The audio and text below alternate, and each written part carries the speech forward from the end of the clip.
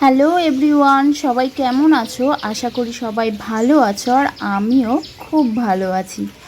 দুদিন ধরে এতটা পরিমাণে বৃষ্টি হচ্ছে যে কি বলবো, চারিদিক জল আর জল। বাড়িতে অনেক দিন পর আত্মীয় স্বজন সবাই এসছে, তাই আজকেই শেষ দিন, ওরা চলে যাবে। তাই সকাল থেকে আমি আর ননদ মিলে রান্নার তোড়জোড় শুরু করে দিয়েছি। প্রথমেই এখানে আলু কেটে নেওয়া হচ্ছে, মানে মাংসের জন্য, আর আমিও কাটছি। আর এই যে এইদিকে পেঁয়াজ, রসুন, আদা সব কেটে বেছে রাখা হচ্ছে রান্না করার জন্য। আজকে ননদ আর আমি দুজনে মিলেই রান্নাবান্না করব।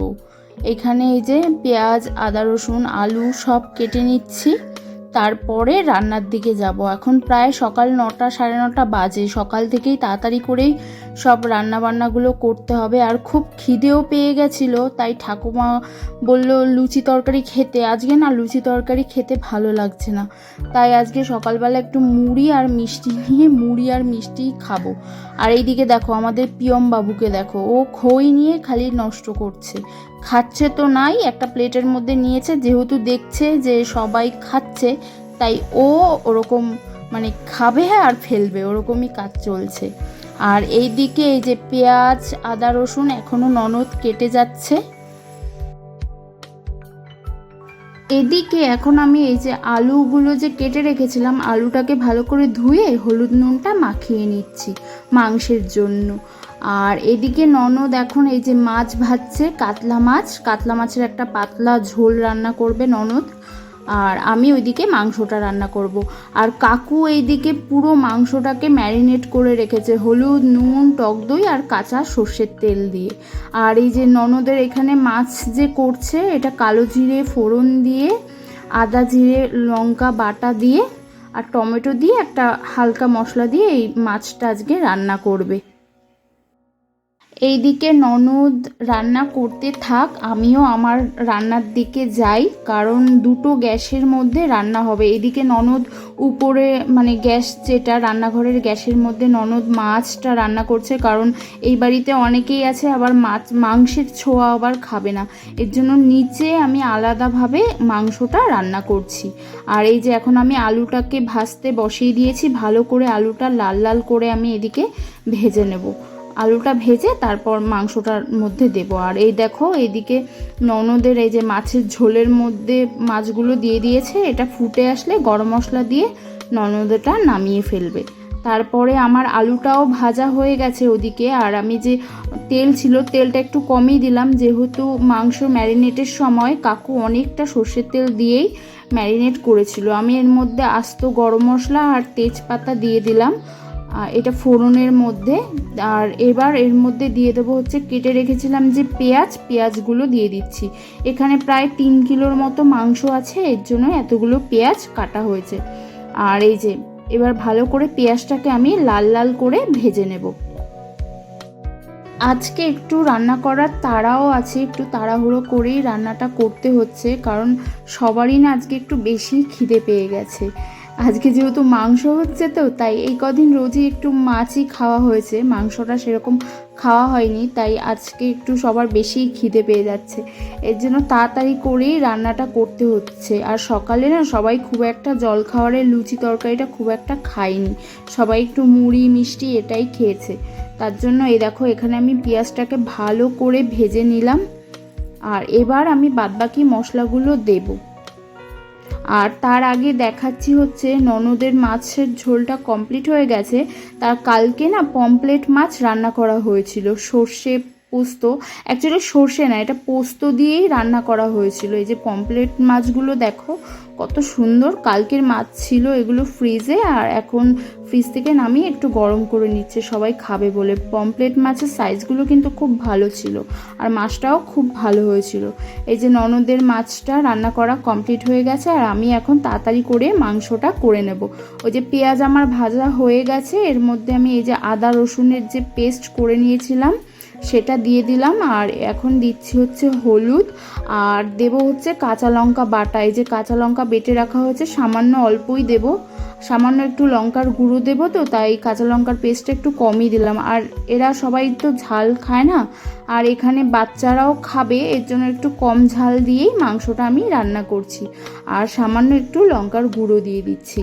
আর জিরের গুঁড়ো জানো খুঁজেই পাচ্ছিলাম না, তাই ননদকে বললাম কি আস্ত জিরে মিক্সারে পেস্ট করে দিতে।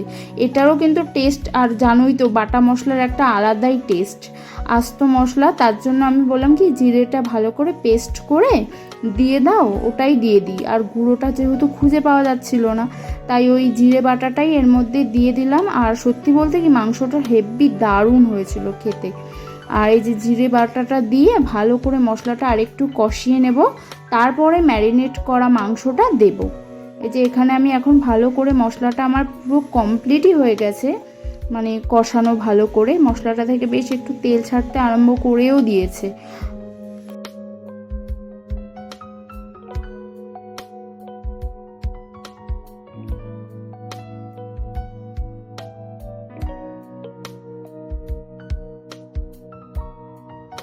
এই যে এখন এর মধ্যে ম্যারিনেট করা যে মাংসটা আছে সেটা এখন কড়াইয়ের মধ্যে দিয়ে দিলাম, দিয়ে ভালো করে নাড়িয়ে নেব, কারণ এটা যেহেতু নিচ থেকে লেগে যেতে পারে। আর গ্যাসের ফ্লেমটাও আমি একটু কমিয়ে নিয়েছি, একটু বড় গ্যাস তো, ফ্লেমটা যদি একটু বাড়িয়ে দিই না নিচ থেকে লেগে যেতে পারে, তাই একটু কমিয়ে আমি আস্তে আস্তে মাংসটাকে কষিয়ে নিচ্ছি।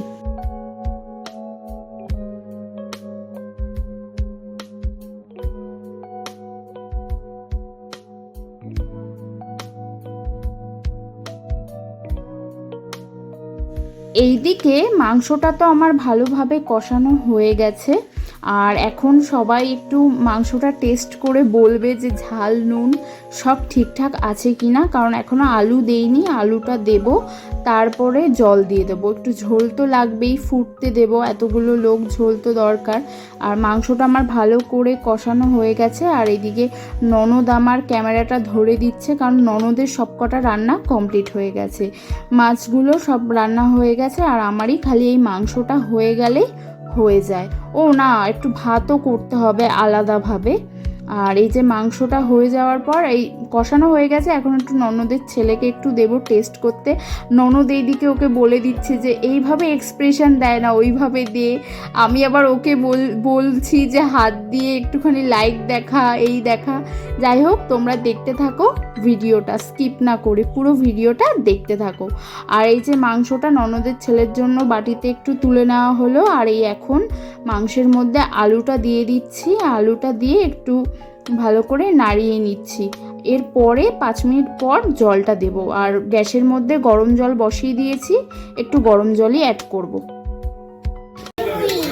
এই কেমন হয়েছে, এদিকে তাকা, আমার দিকে তাকিয়ে বল কেমন হয়েছে। ভালো হয়েছে, আঙুল দিয়ে এরকম দেখায়, দেখ এরকম এরকম দেখা, ঠিক আছে, ভালো আছে তো। লবণ ঠিক আছে, ঠিক আছে। জল দেবে কিন্তু, জল দিবে, জল দিলে কি ঠিক হবে না, জল দিবেন সটে। ওরা এসছে হচ্ছে আসাম থেকে, তাই ওরা একটু বাংলাটা না একটু টেনে টেনেই বলে, আসামি ভাষাটাই ওরা বেশি ব্যবহার করে। যাই হোক, এই দেখো আমার আলু দিয়ে ভালো করে 5 মিনিটের মতো আমি মাংসটাকে আরও বেশি করে একটু কষিয়ে নিয়েছি, আর গ্যাসের মধ্যে গরম জল করে নিয়েছি। এবার পরিমাণ বুঝে, আমি যেরকম ঝোল খাবো সেরকম বুঝে আমি এখানে জলটা অ্যাড করছি। জলটা অ্যাড করার পর ভালো করে ফুটে যাবে, তারপর এর মধ্যে গরম মশলা দিয়ে দেব। এই যে এখন ভালো করে ঝোলটা যেহেতু ফুটছে, কিছুক্ষণ পর 5 মিনিটের মতো ফোটাবো, মাংস পুরোই সেদ্ধ হয়ে গেছে, জাস্ট আলুটা একটু সেদ্ধ হয়ে যাওয়ার পরেই। আর এই যে মাংসটা আমার এখন পুরোপুরি রেডি হয়ে গেছে, আর এর মধ্যে এই যে সামান্য একটু গরম মশলা দিয়ে এখন মাংসটা রান্না মানে কমপ্লিট হয়ে গেছে, এখন মাংসটা নামিয়ে ফেলবো।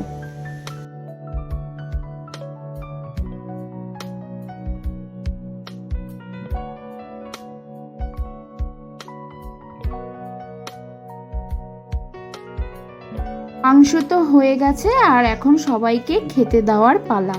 সবারই একটু বেশিই খিদে পেয়ে গেছে, বিশেষ করে দাদার তো খুবই খিদে পেয়ে গেছে। এখানে পিসি উচ্ছে আলু মেখে নিচ্ছে। অ্যাকচুয়ালি এটা ঠাকুমার জন্য মাখা হচ্ছে, ঠাকুমা তো মাছ মাংস খায় না, ডাল দিয়ে খাবে, তাই সবাই ভাগ বসিয়েছে, সবাই উচ্ছে আলু সেদ্ধও খাবে এর মধ্যে। আর এই যে এখন সবাই খেতে বসে গেছে, বাড়ির মানে 4-5 জন করে করেই দেওয়া হচ্ছে, এখনও অনেকজন বাকি। আস্তে আস্তে সবাইকে খেতে দেওয়া হচ্ছে।